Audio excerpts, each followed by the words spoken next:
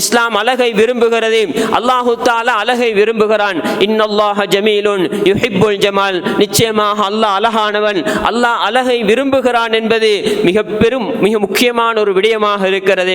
குறிப்பாக நம்முடைய பிள்ளைகளுடைய தலைகளில் நாம் இன்றைக்கு பார்க்கிறோம், ஊருக்கு புரோசனம் இல்லாதவர் மாதிரி அங்கும் இங்கும் அரட்டை அடித்து திரிந்தவர்களுடைய தலைகள் இருந்ததை போன்றே வளர்ந்து வருகின்ற சிறுவர்களுடைய தலைகள், படிக்கின்ற அல்லது பாடசாலை பருவத்தையே அடையாத பிள்ளைகளுடைய தலைகளும் அதுபோன்ற தலைகளாக மாற்றப்பட்டு அவர்களுடைய கல்விக்கு, அவர்களுடைய கலாச்சாரத்துக்கு, அவர்களுடைய மார்க்கத்துக்கு, அவர்களுடைய குடும்ப நிலைக்கென்று எந்த ஒன்றுக்கும் பொருந்தாத நிலையிலே அசிங்கமான முறையில் இஸ்லாம் தடுத்த அமைப்பிலே அப்படியே தலைகள் வைக்கப்படுகின்ற, அப்படி தலைகளுடைய விடயத்திலே நாம் நடக்கின்ற தவறையும் நாங்கள் காண முடியுமாக இருக்கிறது. நாங்கள் சிறு பிள்ளைகள் தானே என்ற அடிப்படையில் சில விடயங்களை நாங்கள் பிள்ளைகளுடைய விடயத்திலே நாங்கள் அலட்சியமாக நடந்து விடுகிறோம்.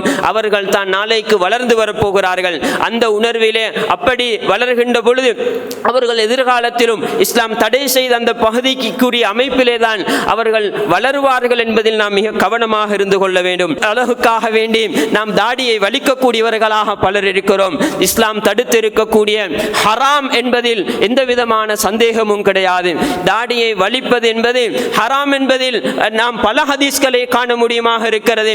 அழகு என்பது அல்லாஹு தஆலா வைத்திருக்கிற அந்த அழகு, எப்படி அந்த அழகு பேணப்பட வேண்டும் என்பதை நாம் நபிகளாருடைய அந்த நடைமுறையில் இருந்து பார்க்கலாம். ஆண்களுடைய விடயத்தில் தடை செய்த மிக முக்கியமான ஒரு விடயமாக கரண்டைக்கு காலுக்கு கீழால் அணிதல் இருந்து கொண்டிருக்கிறது.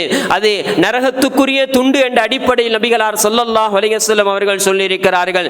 இவ்வளவு ஹதீஸ் இருந்தும் நாம் அதனை விட்டு விலகுவதற்கு மனமில்லாத நிலையில் இருப்பது என்பது ஒரு வகையான பெருமை குணமாகத்தான் இருக்கிறது. இதனை நாம் பெருமையோடு உடுத்துவோம் என்றிருந்தால் அல்லாஹு தஆலா மறுமையில் அவர்களை பார்க்க மாட்டான், அவர்களோடு பேச மாட்டான், அல்லாஹ் அவர்களை பாவங்களில் இருந்து சுத்தப்படுத்த மாட்டான் என்றெல்லாம் நாம் ஹதீஸ்களை கேள்விப்படுகிறோம். இதுவெல்லாம் வலுவான அமைப்பிலே பதிவு செய்யப்பட்ட ஹதீஸ்களாக இருக்கின்றன. ஆனால் நாம் ஆடைகளை தெரிவு செய்கின்ற பொழுது கரண்டை காலுக்கு கீழால் தான் ஆடையை தெரிவு செய்கிறோம், அல்லது நாம் தைத்து எடுக்கின்ற பொழுதும் கரண்டை காலுக்கு கீழால் தான் தைத்து எடுக்கிறோம். இஸ்லாம் பல சந்தர்ப்பங்களில் நபிகளார் கண்டித்த பாவமாக இருக்கிறது. இன்றைக்கு என்னவாக இருக்கிறது? நாம் அபாயாவை உடுத்திருக்கிறோம் அல்லது கருப்பிலே உடுத்திருக்கிறோம் என்ற அந்த வாதத்தோடு ஆடையினுடைய நோக்கத்தை அப்படியே தவிடுபொடியாக்கி இருக்கிறார்கள். இறுக்கமாக கருப்பில் அபாயா அணியப்பட்டிருக்கிறது, அல்லது அப்படியே தலைக்கு அணியக்கூடியதும் அங்கும் இங்கும் தொங்கக்கூடிய அமைப்பிலே இருக்கிறது. அங்கு சற்று அங்கும் இங்கும் அசைகின்ற பொழுது அப்படி அவர்களுடைய உடல் உறுப்பினுடைய அங்கங்கள் எல்லாம் அப்படியே திட்ட தெளிவாக விளங்குகின்ற அமைப்பிலே ஆடையினுடைய நோக்கம் மொத்தமாக அப்படி அறுக்கப்பட்ட நிலையிலே அப்படி அவர்கள் காட்சி அளிப்பதை நாம் சமூகத்திலே காணுகிறோம். அன்புக்குரியவர்களே, மக்கள் பொருந்துவார்களா என்பதை விட நம்மை அல்லாஹ் பொருந்திக் கொள்வானா என்பதைத்தான் நாம் யோசிக்க வேண்டும். அல்லாஹ் பொருந்திக் கொள்வானா என்பதைத்தான் நாம் யோசிக்க வேண்டும். பெருநாளின் சந்தோஷம் என்று நான் அடிகின்ற ஆணை ஹராமான ஆடையாக, அல்லாஹ் தடுத்த நரகத்துக்குரிய அமைப்பிலான ஆடையாக நாம் அணிவோம் என்றிருந்தால் இந்த பெருநாள் நமக்கு பாக்கியம் என்பதை விட நமக்கு ஒரு துப்பாக்கியமாக நஷ்டமாகத்தான் அது அமைந்துவிட போகிறது. அல்ஹம்துலில்லாஹி ரப்பில் ஆலமீன். إن الحمد لله نحمده ونستعينه ونستغفره ونعوذ بالله من شرور أنفسنا ومن سيئات أعمالنا. من يهده الله فلا مضل له ومن يضلله فلا هادي له. أشهد أن لا إله إلا الله وحده لا شريك له وأشهد أن محمدا عبده ورسوله. يا أيها الذين آمنوا اتقوا الله حق تقاته ولا تموتن إلا وأنتم مسلمون. يا أيها الناس اتقوا ربكم الذي خلقكم من نفس واحدة وخلق منها زوجها وبث منهما رجالا كثيرا ونساء واتقوا الله الذي تساءلون به والأرحام إن الله كان عليكم رقيبا. يا أيها الذين آمنوا اتقوا الله وقولوا قولا سديدا يصلح لكم أعمالكم ويغفر لكم ذنوبكم ورسولكم ومن يطع الله ورسوله فقد فاز فوزا عظيما أما بعد فإن أصدق الحديث كتاب الله وخير الهدي هدي محمد صلى الله عليه وسلم وشر الأمور محدثاتها وكل محدثة بدعة وكل بدعة ضلالة وكل ضلالة في النار. சர்வ புகழும் புகழ்ச்சியும் இந்த உலகத்தை படைத்து அதிலே பல்வேறுபட்ட படைப்புகளை படைத்து சீரான முறையிலே பரிபாலித்து கொண்டிருக்கக்கூடிய அந்த ரப்புல் ஆலமீன் அல்லாஹ் ஒருவனுக்கு மாத்திரமே உரித்தானது. ஸலவாத்தும் சலாமும் நம் உயிரிலும் மேலாக நேசிக்க கடமைப்பட்ட உத்தம நபி முஹம்மது ஸல்லல்லாஹு அலைஹி வஸல்லம் அவர்கள் மீதும் அன்னவர்களுடைய வாழ்க்கை அச்சொட்டாக பின்பற்றி வாழ்ந்த உத்தம சஹாபாக்கள், அவர்களுக்கு பின்னால் வாழ்ந்த தாபிஊன்கள், தபோ தாபியங்கள், மறுமை வரைக்கும் இந்த தூய இஸ்லாத்தை பின்பற்றி வாழப்போகின்ற முஸ்லிமான மூமினான ஆண்கள் பெண்கள் அனைவர் பேரிலும் உண்டாவதாக. அல்லாஹு தஆலா கடமையாக்கி இருக்கக்கூடிய புனிதமான ஜும்மாவுடைய கடமையை நிறைவேற்றுவதற்காக அல்லாஹுடைய கடமைகளில் ஒன்றான அந்த நோன்பையும் பிடித்தவர்களாக இந்த இடத்திலே ஒன்று சேர்ந்திருக்கக்கூடிய நண்பு இஸ்லாமிய சகோதரர்களே, அல்லாஹுடைய நல்லடியார்களே, அல்லாஹுடைய தூதர் ஸல்லல்லாஹு அலைஹி வஸல்லம் அவர்களும் நமக்கு என்னென்ன விடயங்களை ஏவியிருக்கிறார்கள் அந்த விடயங்களை நம்முடைய வாழ்க்கையில் இயன்றளவு எடுத்து நடந்து கொண்டும், என்னென்ன விடயங்களை விட்டு நம்மை தடுத்திருக்கிறார்களோ அந்த அத்துணை அம்சங்களையும் விட்டு விலகி அல்லாஹுவை பயந்து தக்வாவுடன் நம்முடைய வாழ்க்கையை அமைத்துக் கொள்வோமாக. அன்புக்குரிய சகோதரர்களே, அல்லாஹுடைய நல்லடியார்களே, நாம் மிக எதிர்பார்ப்புடன் பார்த்து கொண்டிருந்த அந்த ரமலான் அல்லாஹுடைய நாட்டத்தினாலும் அல்லாஹுடைய உதவியினாலும் நம்மை வந்தடைந்தது.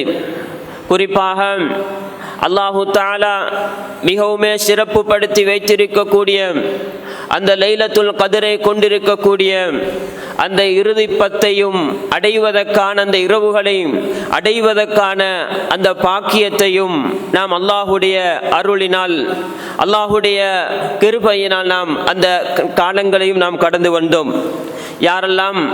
யாருக்கெல்லாம் அல்லாஹு தஆலா அமல் செய்வதற்கான அந்த அனுகூலத்தை செய்திருந்தானோ, யாரெல்லாம் அமல்களில் ஈடுபட்டு கொண்டார்களோ அவர்கள் உண்மையில் அல்லாஹ்விடத்தில் மிக பெரும் பாக்கியசாலிகளாக இருப்பார்கள்.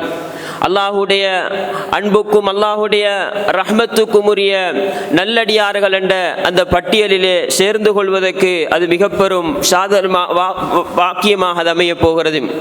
எனவே இந்த ரமலானில் யாரெல்லாம் அமல்கள் செய்து கொள்வதற்காக, அல்லாஹ்விடத்திலே தௌபா செய்து கொள்வதற்காக, அல்லாஹ்விடத்திலே இஸ்திக்பாரை செய்து கொள்வதற்காக, நரகத்திலே இருந்து விடுதலை பெற்று அந்த சுவர்க்கத்துக்குரிய நல்லடியார்களாக மாறிக்கொள்வதற்காக பாக்கியம் பெற்றார்களோ அவர்கள் உண்மையில் மிக பெரும் பாக்கியசாலிகள் என்பதில் எந்த விதமான சந்தேகமும் கிடையாது. அன்புக்குரிய சகோதரர்களே, அல்லாஹுடைய நல்லடியார்களே, நம்மை ரமலான் வந்தடைந்தது. நாம் ரமலானில் நுழைகின்ற பொழுது அமல்களில் பொடுபோக்குள்ளவர்களாக, அமல்களில் கவனீனமான ஒரு நிலையிலே இருந்த நிலையில் நாம் ரமலானிலே நுழைந்திருக்கலாம். ஆனால் ரமலான் நம்மை விட்டும் பிரிகின்ற பொழுது நாம் ஒரு முன்னேற்றமான நிலைமையிலே தான் இந்த ரமலானை விட்டும் பிரிய வேண்டியிருக்கிறது. அப்பொழுதுதான் நம்முடைய ரமலான் நம்மிடத்திலே பயனளித்திருக்கிறது என்பது முக்கியமான அடையாளமாக இருந்து கொண்டிருக்கிறது. நம்முடைய ஈமானிலே, நம்முடைய தக்வாவிலே ஒரு அதிகப்பாடு, நம்முடைய அமல்களிலே, நம்முடைய பண்பாடுகளிலே ஒரு முன்னேற்றம், நம்முடைய கெட்ட குணங்கள், தீய நடத்தைகளிலே இருந்து ஒரு பின்வாங்கல் என்ற இந்த நல்ல நிலையோடு நமக்கு இந்த ரமலானுக்கு பின்னரான வாழ்க்கை அமைய வேண்டியிருக்கிறது. கிட்டத்தட்ட நம்மோடு ஒரு மாத காலமாக இருந்த இந்த ரமலான் நம்மிடத்தில் ஒரு மாதம் தொடரான மிக பெரும் ஒரு பயிற்சியை நம்மிடத்திலே தந்திருக்கிறது. நம்மை புனிதர்களாக, அல்லாஹுடைய விருப்பத்துக்கு உள்ளவர்களாக, அல்லாஹுடைய விருப்பத்துக்கு ஏற்ப அல்லாஹுடைய அன்பை, அல்லாஹுடைய ரஹ்மத்தை ஆதரவு வைத்து வாழக்கூடிய நல்ல மக்களாக நம்மை மாற்றி அமைக்க வேண்டும் என்ற அமைப்பில் ஒரு மாத பயிற்சியை ரமலான் நமக்கு தந்திருக்கிறது என்றிருந்தால் அந்த பயிற்சி நம்முடைய வாழ்க்கைக்கு வர வேண்டியிருக்கிறது. அல்லாஹ் நோம்பிலே ரமலானிலே நாம் செய்கின்ற முக்கியமான வணக்கமாகிய அந்த நோன்பை பற்றி சொல்லுகின்ற பொழுது லஅல்லகும் தத்தகூன், நீங்கள் தக்குவாதாரி ஆகுதல் என்ற ஒரு செய்தியை அல்லாஹு தஆலா சொல்லுகிறானே. நான் 30 நோன்புகள் பிடித்து விட்டேன் என்றிருந்தால் இந்த நாளுக்கு நாள் இந்த நோன்பு நம்மிடத்திலே தக்குவாவை அதிகப்படுத்தி நம்முடைய வாழ்க்கையில் மிகப்பெரிய ஒரு மாற்றமும் திருப்புமுனையும் வந்திருக்க வேண்டும் என்ற அந்த அடிப்படையை நாம் புரிந்து கொள்ள வேண்டும். நாம் அல்லாஹ்வை புறக்கணித்த அந்த நிலையிலே இருந்து, அல்லாஹ்வை மறந்து வாழுகின்ற அந்த நிலையிலே இருந்து எந்த நிமிடமும் அல்லாஹுடைய நினைவோடு வாழக்கூடியவர்களாக, அல்லாஹுடைய கடமைகளுக்கு விடையளித்து வாழக்கூடியவர்களாக, அல்லாஹுடைய அன்பை தேடி அலையக்கூடிய, அதற்கு ஏங்கக்கூடிய நல்ல மக்களாக நம்முடைய மனோநிலைகள், நம்முடைய உணர்வுகள் மாற்றப்பட்ட நிலையில் தான் ரமலான் நம்மை விட்டும் பிரிய வேண்டும். வெறுமனே ஒரு பட்டினிக்கான ஒரு பயிற்சி பெறப்பட்டிருக்கிறது என்பதை போன்று இப்படியான அமைப்பில் தான் நம்மை விட்டும் ரமலான் பிரிகிறது என்றிருந்தால் இது நம்மிடத்திலே ரமலான் பயனளிக்கவில்லை என்று அர்த்தமாகிவிடும். எனவே அன்புக்குரிய சகோதரர்களே, அல்லாஹுடைய நல்லடியார்களே, இந்த ரமலானில் நிறைய நாம் கஷ்டப்பட்டு பல தியாகங்களை பண்ணி இருக்கிறோம். நம்முடைய பசியை, நம்முடைய இச்சைகளை எல்லாம் கட்டுப்படுத்தி நாம் அல்லாஹுக்காக நம்மை அர்ப்பணித்திருக்கிறோம். நம்முடைய சொத்து செல்வங்களை செலவழித்து நாம் நம்முடைய பல தேவைகளையும் தாண்டி அல்லாஹுடைய திருப்தியை எதிர்பார்த்து அல்லாஹுடைய பாதையிலே நாம் நம்முடைய சொத்துக்களை அர்ப்பணம் பண்ணி இருக்கிறோம். நம்முடைய இரவு நேரங்களில் பல்வேறுபட்ட வேலை பளுக்களுக்கு மத்தியிலும் நாம் அல்லாஹுக்காக நேரத்தை கொடுத்திருப்போம்.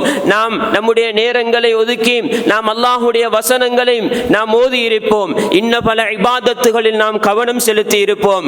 இவ்வளவு நாங்கள் கஷ்டப்பட்டோம் என்றிருந்தால், நம்மால் இவ்வளவு தியாகங்கள் நடைபெற்றிருக்கிறது என்றிருந்தால் இது ஒன்றும் வீண் போகிவிடக் கூடாது, இது ஒன்றும் வீண் போகிவிடக் கூடாது. இவைகள் அல்லாஹ்விடத்தில் கபூல் செய்யப்பட்டு நம்முடைய இந்த அர்ப்பணிப்புக்கும் தியாகத்துக்குமான கூலியும் வெகுமதியும் அல்லாஹ்விடத்தில் கிடைக்க வேண்டிய தேவை கட்டாயம் இருக்கிறது.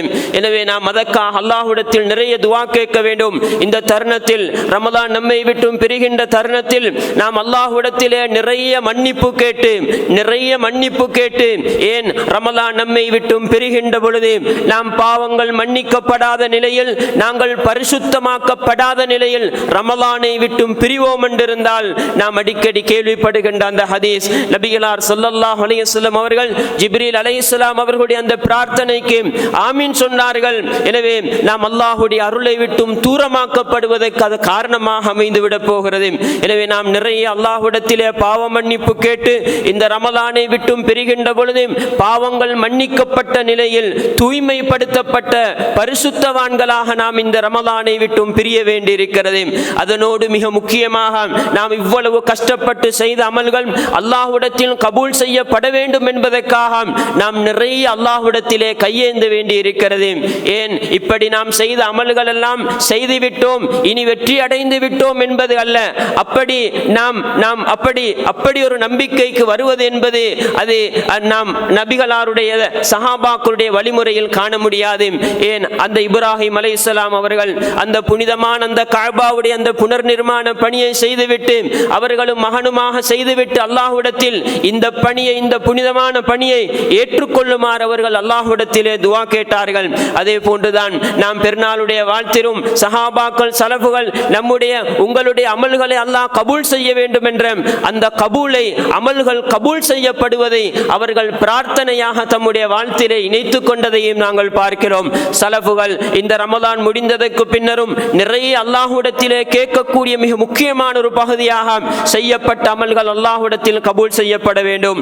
எவ்வளவு கஷ்டப்பட்டு இவ்வளவு தியாகம் பண்ணி பல அமல்களை செய்துவிட்டோம் என்றிருந்தால் அந்த அமல்களுக்கான கூலியை நாம் பெற்றுக்கொள்ளாத பரிதாப நிலை நமக்கு வந்துவிடுமாக இருந்தால் அது மிக பெரும் துப்பாக்கியமாக, மிக பெரும் நஷ்டமாக அது அமைய போகிறது. எனவே அன்புக்குரியவர்களே, நாம் இந்த தருணத்தில் இன்றைய நாளிலும் நாம் நிறைய துஆக்கள் ஏற்றுக்கொள்ளப்படக்கூடிய தருணங்களிலும் நிறைய அல்லாஹ்விடத்திலே கெஞ்ச வேண்டிய மிக முக்கியமான பகுதியாக இது இருக்கிறது என்பதை நாம் நம்முடைய கவனத்துக்கு எடுத்துக்கொள்ள வேண்டும். அடுத்ததாக அன்புக்குரிய சகோதரர்களே, நம்முடைய அமல்கள் கபூல் செய்யப்படுகிறது என்பதற்கான அந்த அடையாளங்களில் மிக முக்கியமான ஒரு பகுதியாக நம்முடைய வாழ்க்கைக்கு அமல்கள் தொடருவதை சுட்டி காட்டுவார்கள். எனவே நாம் இந்த ரமலானில் பெற்ற அந்த பயிற்சிகள் என்பது நாம் ரமலானில் நம்முடைய அமலிலே நம்முடைய விடயங்களிலே ஏற்பட்ட அந்த முன்னேற்றம் என்பது நம்முடைய ரமலானை தொடர்ந்து வர வேண்டும். அப்படி வருவது என்பதுதான் நமக்கு இந்த ரமலானில் பயன் வந்திருக்கிறது என்பதற்குரிய மிக முக்கியமான அடையாளமாக இருக்க போகிறது. நாம் இந்த ரமலானிலே செய்த எந்த ஒரு அமலுமே ரமலானுக்கு மாத்திரம் குறிப்பான அமல்கள் கிடையாது. ரமலானுக்கு மாத்திரம் குறிப்பான அமல்கள் கிடையாது. அன்றாடம் உள்ள அமல்கள் தான். நோன்பாக இருக்கலாம், தொழுகையாக இருக்கலாம், குர்ஆனுடைய திலாவத்துகளாக இருக்கலாம், சதகாக்களாக இருக்கலாம். ரமலானில் விசேட கவனம் செலுத்தப்பட்டிருக்கிறது. அல்லாஹு தஆலா இதிலே விசேடமான நன்மைகளை வழங்கி விசேடமாக பல பாக்கியங்களை வைத்து இதிலே வைத்திருப்பதை வைத்து நாம் இந்த ஒரு வருட காலத்தில் நம்மிடத்திலே இந்த அமல்களில் ஏற்பட்டிருந்த இந்த பலவீன நிலையிலே இருந்து இன்னொரு மீளுணர்ச்சியாக நாங்கள் ஒரு புத்துணர்ச்சி பெற்ற நிலையில் இந்த அமல்களில் மிகவும் ஒரு முக்கியமான ஒரு ஈடுபாட்டை செலுத்தக்கூடிய அந்த நிலைக்கு மீண்டும் இந்த விதமான அமல்களில் கூடுதலான கவனம் செலுத்தக்கூடிய அந்த பயிற்சி நிலையை நாம் இதனோடு தொடர வேண்டும். அப்படி நம்முடைய வாழ்க்கைக்கு இந்த அமல்கள் தொடர்கின்ற பொழுதுதான் நமக்கு அது அல்லாஹ்வுடைய அன்பை பெற்றுத்தரக்கூடியதாக இருக்கிறது. அஹப்புல் அமாலி இலல்லாஹி அதுவமுஹா வ இன் கல்ல, அமல்களில் மிக விருப்பமானது அல்லாஹ்வுக்கு நாம் இந்த அமல்களை தொடர்ந்து செய்யக்கூடியவர்களாக இருக்கிறோமோ. நாம் ரமலானில் சில அமல்களுக்கு பழகி இருப்போம். அந்த அமல்கள் எல்லாம் நம்முடைய வாழ்க்கைக்கு தொடர்ந்து வர வேண்டும். நாம் செய்யக்கூடிய அமல்களில் தொடராக செய்யப்படக்கூடிய அமல்கள் தான் அல்லாஹு தஆலா மிக நேசிக்கக்கூடிய அமல்களாக இருந்து கொண்டிருக்கின்றன. நாம் அமல்களில் அப்படியே தொடர்ந்து பயணிக்கின்ற பொழுதுதான் நாம் எப்பொழுதும் அமலோடும் அல்லாஹுக்கு விருப்பமானவர்களாக இருக்கின்ற பொழுது நம்முடைய இறுதி முடிவுகள் கூட நல்ல முடிவாக அமைந்து விடுவதற்கு அது காரணமாக அமைய போகிறது. நாம் அமல்களில் தொடர்ந்து நிலைத்திருப்போம் என்றிருந்தால் நமக்கு ஏதாவது தங்கடங்கள் வந்து அந்த அமல்களை செய்ய முடியாத நிலை வருகின்ற பொழுது அல்லாஹு தஆலா அதை செய்ததற்கான கூலியை தரப்போகிறான். நாங்கள் இந்த ரமலானிலே ஜமாஅத்துடைய தொழுகைக்கு பயிற்சி பெற்றிருக்கிறோமா?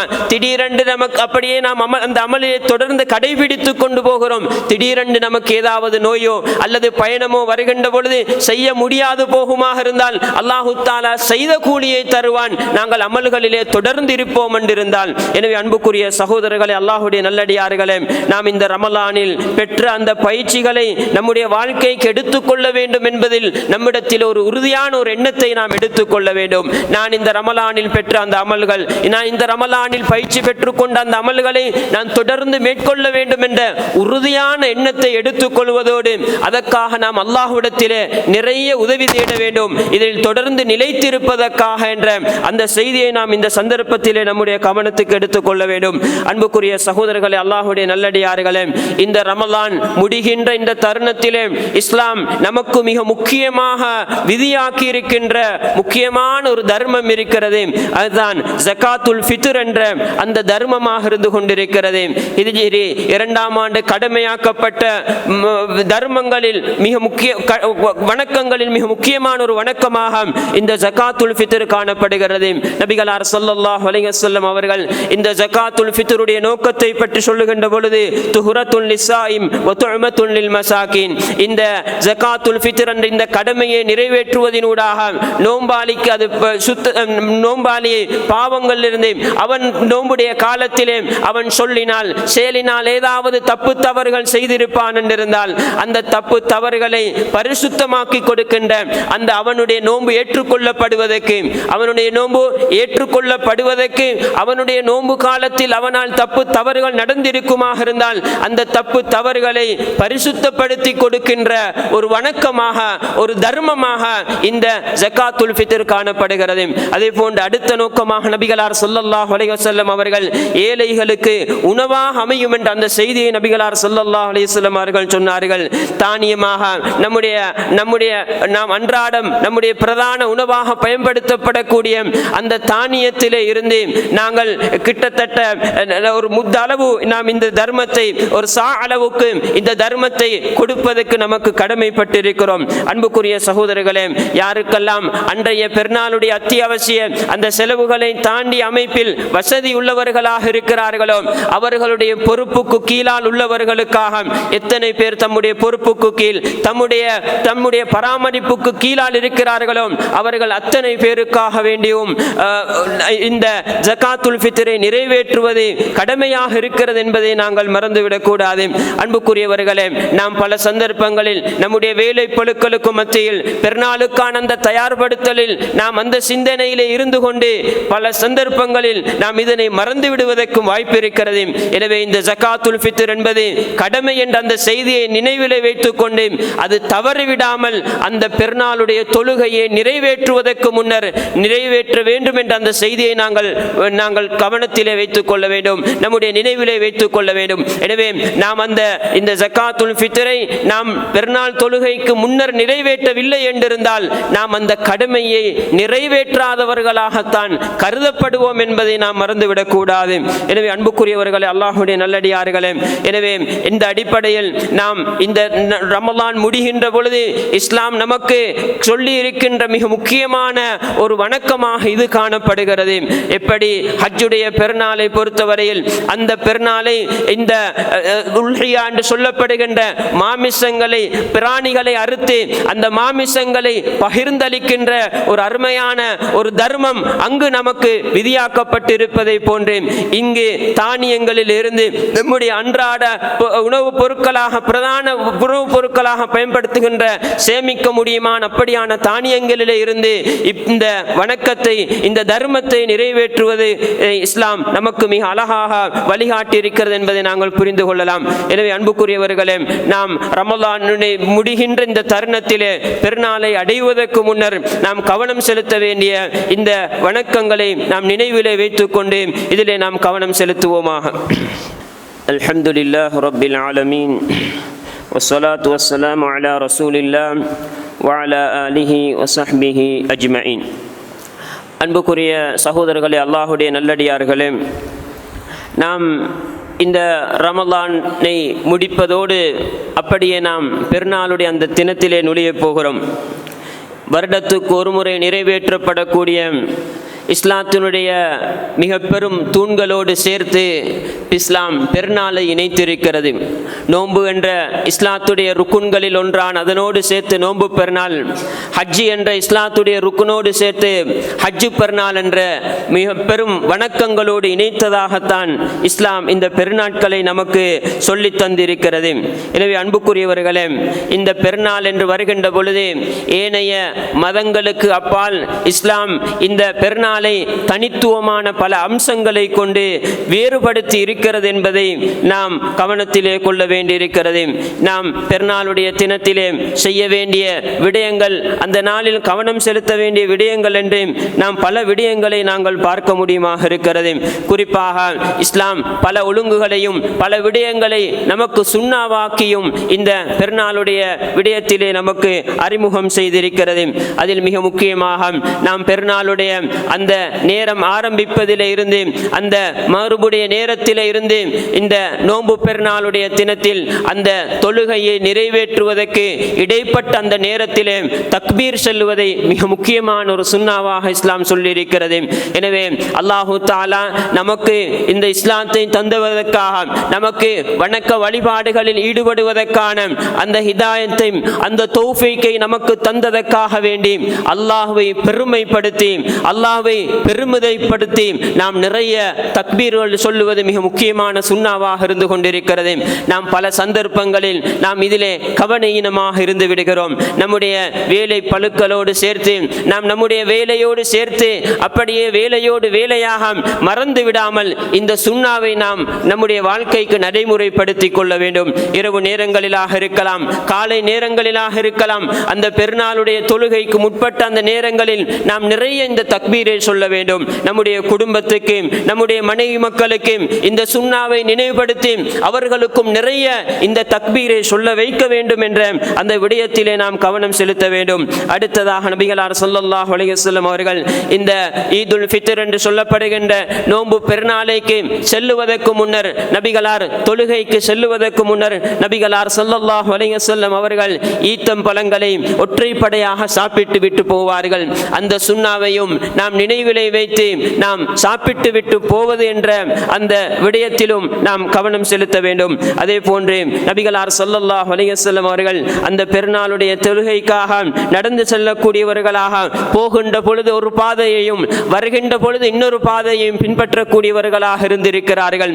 நாம் இயன்றளவு திட்டமிட்டு இந்த சுன்னாவையும் நாம் நடைமுறைப்படுத்துவதற்கு நாம் முயற்சிக்க வேண்டும். அதே போன்றுதான் அந்த பெருநாளுடைய தினத்தில் விசேடமாக இஸ்லாம் நமக்கு அறிமுகப்படுத்தி இருக்கின்ற, இஸ்லாம் நமக்கு சொல்லி இருக்கின்ற விடயமாக அந்த பெருநாளுடைய தொழுகையும் பெருநாளுடைய ஹுதுபாவுமாக இருந்து கொண்டிருக்கிறது. நாம் இதிலே கலந்து கொள்வதில் மிக கவனமாக, மிக கரிசனையோடு நாங்கள் ஈடுபாடு காட்ட வேண்டும். பெண்களுக்கு கூட நபிகளார் ஸல்லல்லாஹு அலைஹி வஸல்லம் அவர்கள் வீட்டிலே மறைந்து வாழக்கூடிய அந்த பெண்களுக்கு கூட அந்த திடலுக்கு பெருநாள் தொழுகை நிறைவேற்றப்படக்கூடிய திறந்த வழியில் தான் நபிகளார் ஸல்லல்லாஹு அலைஹி வஸல்லம் அவர்கள் பெருநாள் தொழுகையை நிறைவேற்றினார்கள். அந்த திறந்த வழிக்கு அனைவரையும் வருமாறு நபிகளார் ஸல்லல்லாஹு அலைஹி வஸல்லம் அவர்கள் கட்டளையிட்டார்கள். குறிப்பாக அசுத்த நிலையிலே இருக்கக்கூடிய பெண்களை கூட அந்த திடலுக்கு வருவதை நபிகளார் ஸல்லல்லாஹு அலைஹி வஸல்லம் அவர்கள் வலியுறுத்தினார்கள் என்ற அந்த செய்தியை நாங்கள் காண முடியுமாக இருக்கிறது. இந்த அளவுக்கு அனைவருமாக ஒன்றாக அந்த திடலிலே ஒன்று சேருவது என்பது மிக பெரும் சந்தோஷமாக இஸ்லாம் வைத்திருக்கிறது. எனவே அந்த சந்தர்ப்பத்தில் அங்கு நடைபெறுகின்ற அந்த நல்ல காரியங்களில் அனைவரும் பங்கு கொண்டு அவர்கள் அதன் பயனை அடைந்து கொள்ள வேண்டும் என்ற அந்த முக்கிய நோக்கத்தை இஸ்லாம் அதிலே நமக்கு வைத்திருக்கிறது. இதனையும் நாம் நம்முடைய கவனத்துக்கு எடுத்துக் கொள்ள வேண்டும். அடுத்ததாக அன்புக்குரிய சகோதரர்களே, அல்லாஹ்வுடைய நல்லடியார்களே, நாம் இந்த ரமலானை தொடர்ந்து பெருநாளுக்கு பல நாட்களாக தயாராகி கொண்டிருக்கிறோம். இந்த பெருநாளுடைய விடயத்திலே நாம் கவனம் செலுத்துகின்ற மிக முக்கியமான பகுதிகளில் நாம் இந்த பெருநாளுக்கான உடையையும் உணவையும் தீர்மானிப்பதில் மிக பெரும் கவனத்தை செலுத்துகிறோம். பெருநாள் என்றாலே உடையும் அலங்காரமும் உணவும் என்பதை போன்றுதான் நம்முடைய விடயமும் சிந்தனையும் பெருநாளை அப்படி பார்க்கின்ற ஒரு நிலைக்குத்தான் நாம் வந்திருக்கிறோம். அன்புக்குரியவர்களே, இப்படி இந்த நாளில் இந்த விடயங்களை கொண்டு நாம் சந்தோஷமாக இருப்பதில் இஸ்லாத்தில் எந்த விதமான தடையும் கிடையாது. அது சந்தோஷத்தினுடைய மிக முக்கியமான பகுதிகளாக இருக்கின்றன. அதே நேரம் நாம் இந்த விடயத்திலே நம்முடைய அண்டை அயலவர்களில், நம்முடைய உறவினர்களில் இந்த அடிப்படையில் அவர்களுடைய சந்தோஷத்தை கொண்டாடி கொள்ள முடியாத நிலையில் யாராவது இருப்பார்கள் என்றிருந்தால், சில நேரம் அவர்கள் கை நீட்டி கேட்காத அமைப்பிலே அவர்கள் வெக்கத்தோடு நாணத்தோடு வாழக்கூடியவர்களும் பலர் இருப்பார்கள். நாம் தேடி யோசித்து அனைவரும் சந்தோஷமாக இருக்க வேண்டும் என்பதற்காக நாம் அவர்களை இந்த பெருநாளில் சந்தோஷமாக அரவணைப்பதற்கு நாம் திட்டமிட்டு யோசித்து யார் யாரை அணுக வேண்டும் என்ற அந்த அடிப்படையில் நாம் இந்த விடயத்தை நம்முடைய கவனத்துக்கு எடுத்துக்கொள்ள வேண்டும். அதே போன்று அன்புக்குரிய சகோதரர்களே, அல்லாஹ்வுடைய நல்லடியார்களே, நாம் இந்த விடயத்தில் கவனம் செலுத்துவதோடு நாம் இந்த ரமலானுக்கு, இந்த பெருநாளுக்காக தயாராகின்ற விடயத்திலே நாம் விடுகின்ற பிழைகள், அதனோடு தொடர்புபடுகின்ற சில விடயங்களையும் சுட்டிக்காட்ட வேண்டியிருக்கிறது. குறிப்பாக நாம் இந்த பெருநாளுக்கான தயார்படுத்தலில் நம்முடைய அழகையும் நம்முடைய ஆடைகள் விடயத்திலும் நாம் மிக கூடுதலாகவே கவனம் செலுத்துகிறோம். அந்த விடயத்திலே நாம் அதன் தெரிவிலே அதனுடைய விடயங்களில் பல தவறுகளையும் விட்டு விடுகிறோம். அன்புக்குரியவர்களே, அழகாக இருக்க வேண்டும். இஸ்லாம் அழகை விரும்புகிறது. அல்லாஹு தஆலா அழகை விரும்புகிறான். இன்னல்லாஹ ஜமீலுன் யுஹிப்புல் ஜமால். நிச்சயமாக அல்லாஹ் அழகானவன், அல்லாஹ் அழகை விரும்புகிறான் என்பது மிக முக்கியமான ஒரு விடயமாக இருக்கிறது. ஒரு முஸ்லிமை பொறுத்தவரையில் அவன் அழகாக இருத்தல் என்பது அல்லாஹுக்கு மிக விருப்பமான காரியமாக இருக்கிறது என்பது மிக முக்கியமான விடயமாக இருந்து கொண்டிருக்கிறது. ஆனால் நாம் நம்முடைய அழகை எடுத்துக்கொள்வதில், நம்முடைய அலங்காரத்தை எடுத்துக்கொள்வதில் அல்லது நம்முடைய ஆடை தெரிவுகள் விடயத்தில் விடுகின்ற பல தவறுகள் இருந்து கொண்டிருக்கின்றன. அதிலே மிக முக்கியமாக நம்முடைய ஆடை என்று வருகின்ற பொழுது இஸ்லாம் பல விடயங்களை நமக்கு பேணுமாறு சொல்லி இருக்கிறது. இன்னும் பல விடயங்களை தவிர்த்து கொள்ளுமாறு தடை பண்ணி இருக்கிறது. நம்முடைய ஆடைகள் என்று வருகின்ற பொழுது குறிப்பாக ஆடை விடயத்திலே இஸ்லாம் ஆண்களுக்கு ஒப்பாக பெண்கள் உடுப்பதையும் பெண்களுக்கு ஒப்பாக ஆண்கள் உடுப்பதையும் நபிகளார் ஸல்லல்லாஹு அலைஹி வஸல்லம் அவர்கள் லஅனத்து பண்ணினார்கள் என்ற அந்த செய்தியை நாங்கள் காண முடியுமாக இருக்கிறது. இன்றைக்கு அமைப்பிலே அல்லது இன்றைக்குள்ள மொடர்ன் என்ற அமைப்பிலே பல்வேறுபட்ட அமைப்பில் ஆண்களுக்கு ஒப்பான பல ஆடைகளை பெண்கள் உடுத்துகிற அந்த காட்சியையும் பெண்களுக்கு ஒப்பான சில விடயங்களில் சில சந்தர்ப்பங்களில் ஆண்கள் ஈடுபடுகின்ற செய்தியை நாங்கள் காண முடியுமாக இருக்கிறது. இஸ்லாம் தடை பண்ணி இருக்கிறது. இதிலே நாம் கவனம் செலுத்த வேண்டும். சில விடயங்கள் ஆண்களுக்கு ஆண்களுக்குரிய விடயங்களாக இருந்து கொண்டிருக்கின்றன. சில சந்தர்ப்பங்களில் நாங்கள் சிறு பிள்ளைகள் தானே என்ற அடிப்படையில் சில விடயங்களை நாங்கள் பிள்ளைகளுடைய விடயத்திலே நாங்கள் அலட்சியமாக நடந்து விடுகிறோம். அவர்கள் தான் நாளைக்கு வளர்ந்து வரப்போகிறார்கள். அந்த உணர்விலே அப்படி வளர்கின்ற பொழுது அவர்கள் எதிர்காலத்திலும் இஸ்லாம் தடை செய்த அந்த பகுதிக்குரிய அமைப்பிலே தான் அவர்கள் வளருவார்கள் என்பதில் நாம் மிக கவனமாக இருந்து கொள்ள வேண்டும். எனவே ஆடை விடயத்தில் கவனம் செலுத்த வேண்டிய மிக முக்கியமான பகுதியாக இருந்து கொண்டிருக்கிறது. அதே போன்றுதான் நபிகளார் ஸல்லல்லாஹு அலைஹி வஸல்லம் அவர்கள் ஆண்களுடைய விடயத்தில் தடை செய்த மிக முக்கியமான ஒரு விடயமாக கரண்டைக்கு காலுக்கு கீழால் அணிதல் இருந்து கொண்டிருக்கிறது. அது நரகத்துக்குரிய துண்டு என்ற அடிப்படையில் நபிகளார் ஸல்லல்லாஹு அலைஹி வஸல்லம் அவர்கள் சொல்லியிருக்கிறார்கள். இவ்வளவு ஹதீஸ் இருந்தும் நாம் அதனை விட்டு விலகுவதற்கு மனமில்லாத நிலையில் இருப்பது என்பது ஒரு வகையான பெருமை குணமாகத்தான் இருக்கிறது. இதனை நாம் பெருமையோடு உடுத்துவோம் என்றிருந்தால் அல்லாஹு தஆலா மறுமையில் அவர்களை பார்க்க மாட்டான், அவர்களோடு பேச மாட்டான், அல்லாஹ் அவர்களை பாவங்களில் இருந்து சுத்தப்படுத்த மாட்டான் என்றெல்லாம் நாம் ஹதீஸ்களை கேள்விப்படுகிறோம். இதுவெல்லாம் வலுவான அமைப்பிலே பதிவு செய்யப்பட்ட ஹதீஸ்களாக இருக்கின்றன. ஆனால் நாம் ஆடைகளை தெரிவு செய்கின்ற பொழுது கரண்டை காலுக்கு கீழால் தான் ஆடையை தெரிவு செய்கிறோம், அல்லது நாம் தைத்து எடுக்கின்ற பொழுதும் கரண்டை காலுக்கு கீழால் தான் தைத்து எடுக்கிறோம். இஸ்லாம் பல சந்தர்ப்பங்களில் நபிகளார் கண்டித்த பாவமாக இருக்கிறது. அது ஒரு ஆடை துண்டுதானே என்று நாம் பார்க்கலாம். ஆனால் அல்லாஹுடைய பார்வையில் அது கடுமையான ஒரு இடத்தில் இருக்கிறது என்பதனால் தான் அதற்குரிய தண்டனை மிக கடுமையாக இஸ்லாத்திலே இடம்பெற்றிருக்கிறது என்பதை நாம் மறந்துவிடக் கூடாது. நாம் சில நேரம் சமூகத்திலே பலர் அப்படி கேட்பார்கள், இப்படி கேட்பார்கள் என்று ஏதோ சமூகத்தினுடைய சில சொற்களுக்காக வேண்டி, அவர்களுடைய சில நையாண்டிகளுக்காக வேண்டி நாங்கள் பயந்து நாம் அப்படியே உடுத்து விடுகிறோம். பலரும் அப்படித்தானே உடுக்கிறார்கள் என்று நாமும் நம்முடைய ஆடையை கரண்டை காலுக்கு கீழாலே உடுக்கிறோம். இல்லை என்றால் நமக்கு வெட்கமாக இருக்கிறது என்று பார்க்கிறோம். அல்லது இன்றைய கலாச்சாரத்துக்கு அது பொருந்துமா என்று யோசிக்கிறோம். அன்புக்குரியவர்களே, மக்கள் பொருந்துவார்களா என்பதை விட நம்மை அல்லாஹ் பொருந்திக் கொள்வானா என்பதைத்தான் நாம் யோசிக்க வேண்டும். அல்லாஹ் பொருந்திக் கொள்வானா என்பதைத்தான் நாம் யோசிக்க வேண்டும். பெருநாளின் சந்தோஷம் என்று நான் அடிகின்ற ஆணை ஹராமான ஆடையாக, அல்லாஹ் தடுத்த நரகத்துக்குரிய அமைப்பிலான ஆடையாக நாம் அணிவோம் என்றிருந்தால் இந்த பெருநாள் நமக்கு பாக்கியம் என்பதை விட நமக்கு ஒரு துப்பாக்கியமாக நஷ்டமாகத்தான் அது அமைந்துவிட போகிறது. அதே போன்றுதான் நாம் அழகுக்காக வேண்டி நாம் தாடியை வலிக்கக்கூடியவர்களாக பலர் இருக்கிறோம். இஸ்லாம் தடுத்து இருக்கக்கூடிய ஹராம் என்பதில் எந்த விதமான சந்தேகமும் கிடையாது. தாடியை வலிப்பது என்பது ஹராம் என்பதில் நாம் பல ஹதீஸ்களை காண முடியுமாக இருக்கிறது. அழகு என்பது அல்லாஹு தஆலா வைத்திருக்கிற அந்த அழகு, எப்படி அந்த அழகு பேணப்பட வேண்டும் என்பதை நாம் நபிகளாருடைய அந்த நடைமுறையில் இருந்து பார்க்கலாம். அல்லாஹ் ஆணுக்கு எதனை வைத்திருக்கிறான், பெண்ணுக்கு எதனை வைத்திருக்கிறான், எது ஆணுக்குரியது எது பெண்ணுக்குரியது என்பதை எல்லாம் இஸ்லாம் மிக அழகாக சொல்லி இருக்கிறது, வழிகாட்டி இருக்கிறது. ஒவ்வொன்றும் எப்படி பராமரிக்கப்பட வேண்டும் என்பதையும் இஸ்லாம் வழிகாட்டி இருக்கிறது.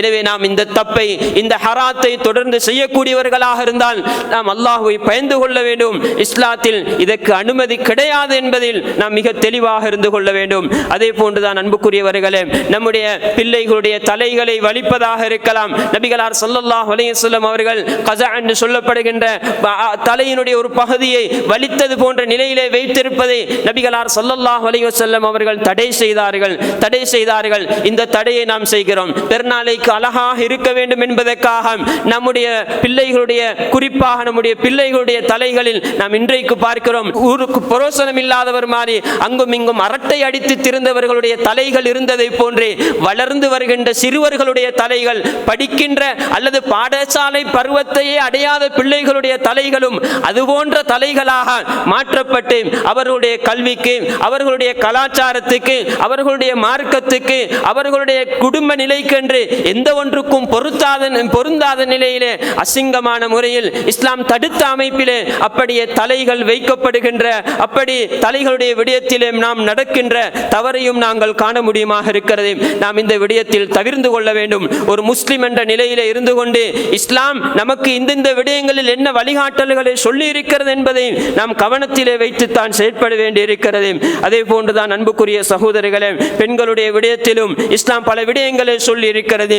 நாம் அவர்களுடைய விடயத்திலும் இந்த விடயங்களை நாங்கள் கவனிக்க வேண்டும். நபிகளார் ஸல்லல்லாஹு அலைஹி வஸல்லம் அவர்கள் சொன்னார்கள், இரண்டு சாரார் இருக்கிறார்கள், அவர்கள் நாளைய மறுமையிலே சுவர்க்கத்துக்கு நுழையவும் மாட்டார்கள், சுவர்க்கத்துடைய வாடையை நுகரவும் மாட்டார்கள். நபிகளார் ஸல்லல்லாஹு அலைஹி வஸல்லம் அவர்கள் சொன்னார்கள், காசியாத்துன் ஆரியாத்துன் மாயிலாத்துன் முமீலாத்துன் ரூஸுஹுன்ன காஸ்மினத்தில் புக்தில் மாயிலா. நபிகளார் ஸல்லல்லாஹு அலைஹி வஸல்லம் அவர்கள் சொன்னார்கள், ஆடை அணிந்திருப்பார்கள் ஆனால் அணியாதவர்களாகத்தான் இருப்பார்கள்.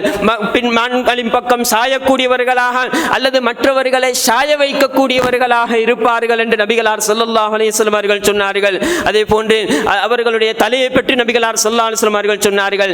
இந்த ஹதீஸுக்கு விளக்கம் சொல்லுகின்ற அறிஞர்கள், பெண்களுடைய ஆடைகள் அரைகுறையாக இருக்குமாக இருந்தால் நபிகளார் மறுமையில் நரகத்திலே சுவர்க்கத்துடைய வாடையை கூட நுகர மாட்டார்கள் என்ற அந்த ஹதீஸுக்கு அந்த எச்சரிக்கைக்கு உட்பட்டவர்கள் என்பதை சொல்கிறார்கள். ஒன்று அரைகுறையாக அணிவது, அல்லது இறுக்கமான முறையிலே அப்படியே உடம்பினுடைய ஒவ்வொரு உறுப்புகளுடைய அளவுகளும் தெரிகின்ற அமைப்பிலே அணிவது, அல்லது மெல்லிய ஆடைகளை அணிவது என்பதெல்லாம் இதுக்குள் உள்ளடங்கக்கூடிய பகுதிகளாக இருந்து கொண்டிருக்கின்றன. இன்றைக்கு என்னவாக இருக்கிறது? நாம் அபாயாவை உடுத்திருக்கிறோம் அல்லது கருப்பிலே உடுத்திருக்கிறோம் என்ற அந்த வாதத்தோடு ஆடையினுடைய நோக்கத்தை அப்படியே தவிடுபொடியாக்கி இருக்கிறார்கள். இறுக்கமாக கருப்பில் அபாயா அணியப்பட்டிருக்கிறது, அல்லது அப்படியே தலைக்கு அணியக்கூடியதும் அங்கும் இங்கும் தொங்கக்கூடிய அமைப்பிலே இருக்கிறது.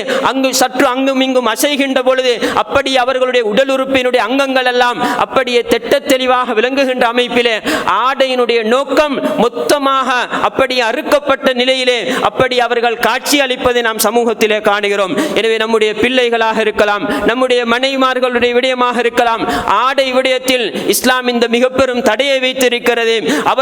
அவர்களுடைய குறிப்பாக ஆணோ பெண்ணோ அவர் உடுக்கின்ற அந்த ஆடையினுடைய நோக்கம், அவருடைய அந்த உறுப்புகள் எந்தெந்த உறுப்புகள் எல்லாம் மறைக்கப்பட வேண்டியிருக்கிறதோ அதன் அளவுகள் ஒன்றும் தெரியாத அமைப்பில் ஒழுக்கமான முறையில் அவைகள் மறைக்கப்பட வேண்டும் என்பதில் நாம் கவனமாக இருந்து கொள்ள வேண்டும். எனவே இன்றைக்கு ஒரு ஃபேஷன் மோகத்திலே, ஒரு ஸ்டைல் மோகத்திலே, இப்படியே மேற்கத்திய கலாச்சாரம் என்று பலதின அடிப்படையிலே நாம் எங்களுக்கு எப்படி இஸ்லாம் தனித்துவமான கலாச்சாரங்களை, இஸ்லாம் நமக்கு தனித்துவமான அடையாளங்களை, இஸ்லாம் நமக்கு தனித்துவமான ஆடை ஒழுங்குகளை சொல்லி இருப்பதிலிருந்து நாம் தூர விலகி போகிறோம். நாம் சிறந்த அகீதாவை பெற்றவர்களாக இருக்கிறோம் சலஃபுகளில் இருந்து.